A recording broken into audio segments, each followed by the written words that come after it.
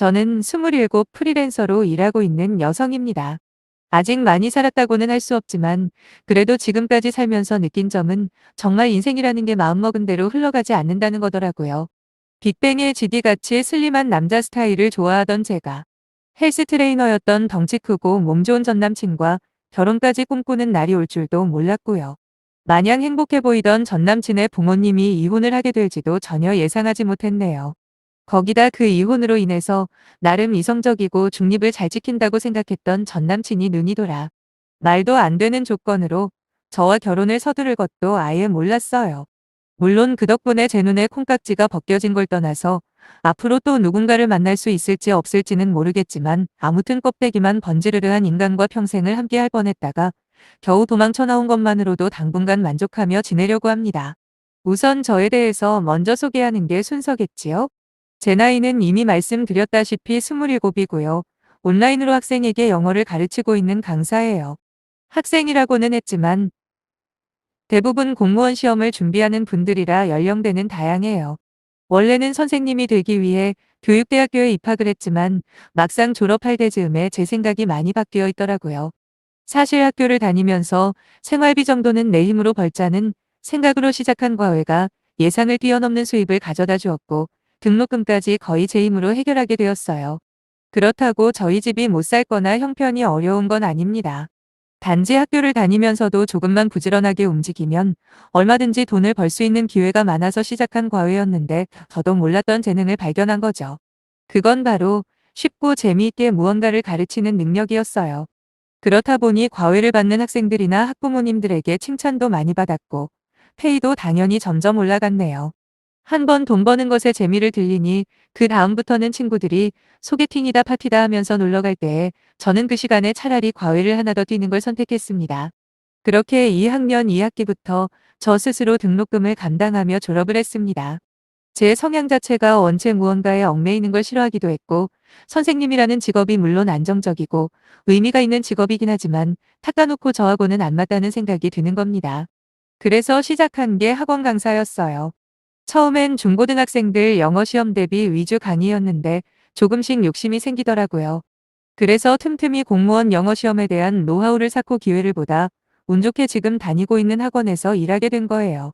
말이 학원이지 대부분의 강의는 온라인으로 이루어지다 보니 미리 강의를 녹화해 놓기만 하면 나머지 시간은 자유로운 편입니다. 정말로 제게 남을 가르치는 재능이 있긴 있더라고요. 강의를 시작한 지 1년도 채 안 돼서 제 강의가 인기를 얻는 바람에 지금은 웬만한 대기업 연봉 저리 가라 할 만큼 돈을 벌고 있습니다. 그러다 전 남친을 만나게 되었는데 저희 동네에 새롭게 생긴 피트니스 센터를 발견한 저는 건강도 챙기고 몸매도 가꿀 겸 등록을 하게 되었죠. 전 남친은 그곳에서 트레이너였어요.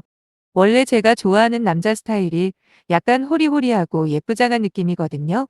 하지만 전 남친은 직업에 맞게 선이 굵은 이목구비와 마치 가수 김종국 씨를 연상케 할 만큼 몸이 크고 우람합니다.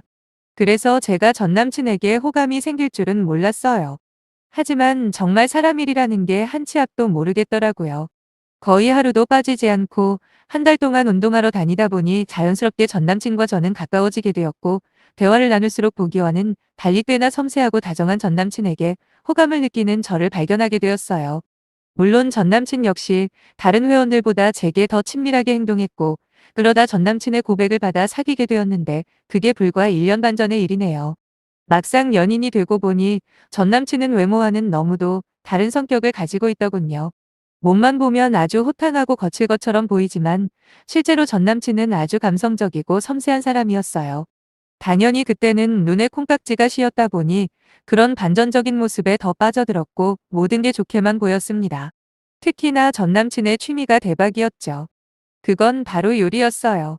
그래서 사귀면서 종종 자기 집에 초대해서 제가 좋아하는 파스타나 스테이크 등등 직접 손수해주곤 했는데 헤어지면서 안 좋은 모습만 보여줬던 전 남친이긴 해도 음식 솜씨 하나만큼은 인정할 수밖에 없을 정도로 맛이 기가 막혔네요. 거기다 전 남친 부모님도 제게 엄청 잘해주셨어요. 아버님은 아주 상냥하시고 함께 있으면 사람을 편안하게 만드는 능력이 있는 분이시더라고요.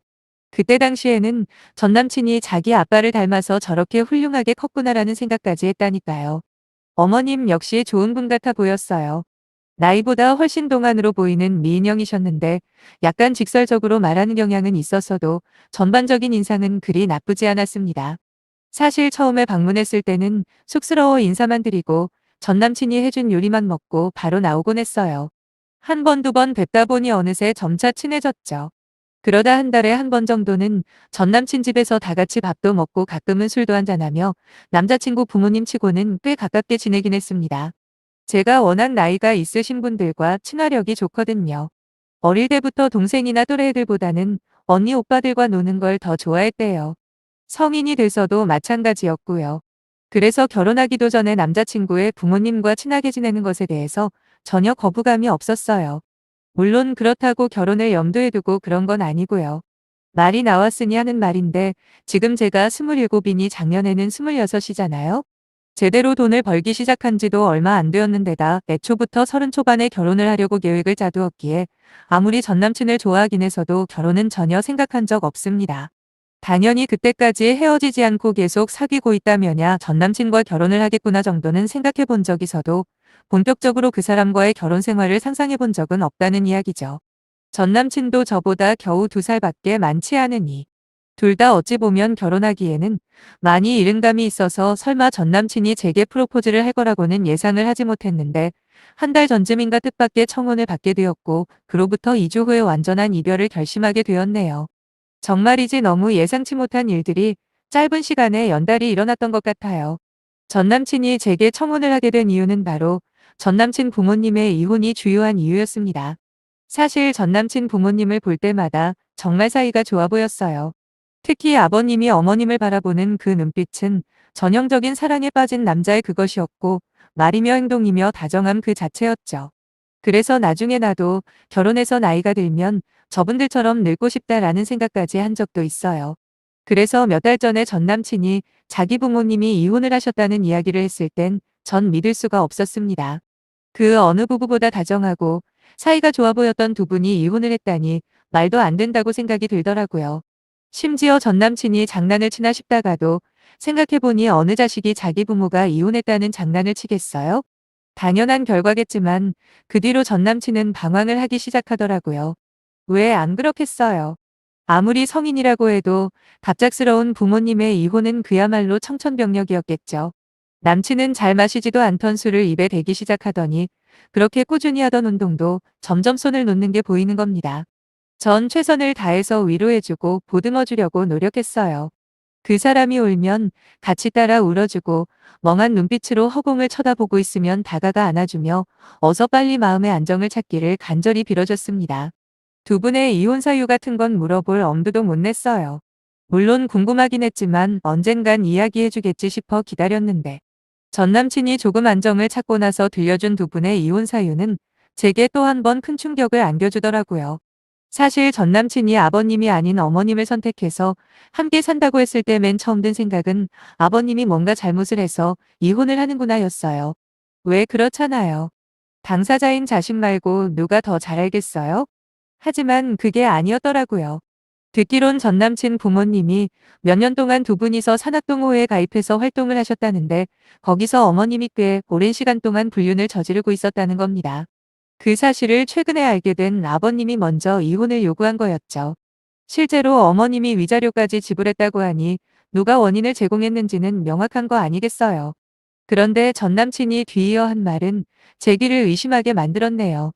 이혼의 결정적인 원인 제공을 한 어머님을 원망하는 게 아니라 어떻게 그렇게 오랜 시간 함께 지내와 놓고 단 한 번의 실수를 용납 못하고 이혼을 해버릴 수가 있냐며 도리어 자기 아버지를 원망하는 겁니다. 사실 누가 봐도 남편 몰래 바람을 피운 자기 엄마가 잘못을 한 건데 오히려 엄마를 감싸는 전 남친의 모습에 저도 모르게 물어봤어요. 자기는 그럼 내가 나중에 그런 짓을 해도 이해할 수 있냐고요. 그랬더니 전 남친은 고집을 부리는 건지 아니면 정말로 그렇게 생각하는 건지는 모르겠지만 당연히 한 번 정도는 봐줄 수 있다고 대답을 하더라고요. 솔직히 전혀 납득이 되지 않았어요. 물론 저마다 가치관이나 주관이 다를 수는 있겠지만 제 기준에서는 말이 안 되는 거였거든요. 어떻게 상대 배우자를 배신하고 다른 사람과 바람을 피운 걸 용서할 수가 있겠어요? 하지만 저는 당시 전 남친의 심리 상태를 고려했을 때 정상적인 판단이 불가능할 수도 있다고 생각하고 이해하고 넘어갔습니다. 그렇게 시간이 조금 흐르고 드디어 전 남친이 저 몰래 이벤트를 준비해서 청혼을 하게 된 거예요. 그날은 영화를 보기로 약속을 했었던 날이었고, 왜 영화가 시작되기 전 불이 다 꺼지잖아요? 근데 스크린에 전 남친 얼굴이 나오더니 편지를 읽기 시작하는데 너무 창피해서 다른 내용은 하나도 기억나지는 않아요. 마지막에 결혼해줄래라는 말만 또렷하게 들렸네요. 저는 너무 난감하더라고요. 아직 제가 세운 계획표에는 결혼은 없는 거였거든요. 그래서 완곡하게 거절하는 의사를 내비쳤습니다. 당시엔 상당히 미안했어요. 전 남친을 사랑하지 않는 건 아니지만 그렇다고 제가 세워놓은 계획을 변경할 만큼은 아니어서 결국 거절을 한 거였는데 그때부터 전 남친은 어떻게든 저를 설득시키려고 안간힘을 쓰더군요. 그럼에도 저는 아직 시기상조인 것 같다. 지금 결혼하기에는 우리 둘 다 준비가 부족하지 않냐라고 하면서 싫다고 했습니다. 그런데 전 남친이 파격적인 조건을 거는 거예요. 신혼집도 자기가 준비할 거고 혼수도 해올 필요 없으니까 그냥 몸만 오면 된다고요. 솔직히 결코 나쁜 조건이 아닌 거 인정합니다만 그거야 저한테 결혼 의사가 있을 때 이야기죠. 거기다 전 남친의 심리 상태가 아직 안정되지 않았다고 생각한 저는 오히려 그 조건들을 들었을 때 확실하게 결정을 내렸어요. 지금 어영부영 분위기에 휩쓸려 결혼을 하게 되면 절대 안 된다. 여유를 가지고 서로의 상황을 냉정하게 볼 수 있을 때 그때 다시 이야기를 해보자고 전 남친에게 단호하게 이야기를 했습니다. 세상을 다 잃은 표정으로 돌아가는 전 남친의 뒷모습을 보며 왠지 미안한 마음이 들긴 했지만 어쩌겠어요. 아닌 건 아닌 건데 말이죠. 근데 문제는 그날부터 전 남친이 술 마시고 전화를 해서 결혼해달라고 생떼를 쓰는 겁니다. 몸만 오라는데 왜 싫으냐? 어차피 우리가 헤어질 일이 뭐가 있겠냐고 그러면 결혼은 자기랑 할 건데 조금 미리 당겨서 한다고 생각해라 등등. 서서히 제 인내심에 한계가 다가오고 있을 때 결정적인 전 남친의 한마디가 들렸어요. 저한테 오빠가 한 명 있습니다. 현재 사귀는 여자친구는 있어도 아직 결혼을 안 했어요. 근데 전 남친이 저를 설득하는 과정에서 이번에 저 결혼할 때 돈 한 푼 안 들게 해줄 테니 그렇게 해서 세이브한 돈을 오빠 결혼식에 보탤 수도 있지 않냐. 그러면 누이 좋고 매부 좋은 거다라는 겁니다. 그리곤 한다는 말이 너랑 나 그리고 우리 엄마 이렇게 셋이서 행복하게 살자는데 뭐가 그렇게 어렵냐고 하더라고요. 그때 제 귀에는 우리 엄마라는 단어가 그대로 꽂혔고 곧바로 제가 물어봤죠. 방금 한 말에서 우리 엄마라는 단어가 왜 들어갔냐고요. 뭔가 느낌이 쎄했어요. 그랬더니 자기도 뜨끔했던지 아무 말이나 내뱉으면서 얼버무리길래 어디냐고 물어보고 바로 찾아갔습니다. 거기서 한참을 다그쳐 모든 전말을 들을 수가 있었죠. 내용은 아주 간단했어요. 현재 자기 엄마랑 살고 있는 집을 팔고 근처에 30평대 아파트를 신혼집으로 얻은 다음 거기서 저와 함께 지 엄마를 모시겠다는 거였습니다. 아무리 생각해도 이 방법이 제일 좋은 것 같다며 셋이 같이 살면 우울하기만 한 자기와 자기 엄마도 기운을 차릴 거라고 하는데 정말 기가 막히더라고요. 어쩐지 자꾸 몸만 오라고 약을 치던 게 전부 다 이유가 있었던 거예요. 제가 무슨 돈에 팔려가는 노예도 아니고 거기다 가장 화가 나는 건 처음부터 저를 속이려고 했다는 거예요. 물론 솔직하게 말했어도 결혼할 일은 없었겠지만 그래도 그렇지 어떻게 저렇게 중요한 일을 숨길 수가 있는 거죠? 너무 화가 나버린 저는 당장 헤어지자고 말하고 싶었지만 술 취한 상태에서 무슨 말을 하겠나 싶어 일단 혼자 집으로 돌아왔고 다음날 정식으로 전남친을 만나 이별 통보를 했습니다. 전남친은 주먹을 꽉 움켜쥐며 부르르 떨기까지 하는데 그 모습이 엄청나게 위협적으로 다가오더라고요. 하지만 그렇다고 계속 사귈 생각은 완전히 사라진 지 오래여서 솔직하게 제 느낌을 다 말해버렸네요. 내가 너랑 네 엄마 기분 풀어주는 장난감이냐.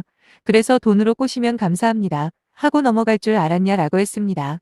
거기다 처음부터 나한테 솔직하게 말하지 않고 숨기려고 했다는 그 사실에 난 너무 큰 배신감을 느낀다. 아무리 부모님 이혼하고 힘들어도 그렇지 기껏 생각해낸 방법이 고장 날 돈으로 사서 니네 엄마와 너 기분 풀어주는 역할을 시키는 거였냐 라면서 막 퍼부어버렸어요.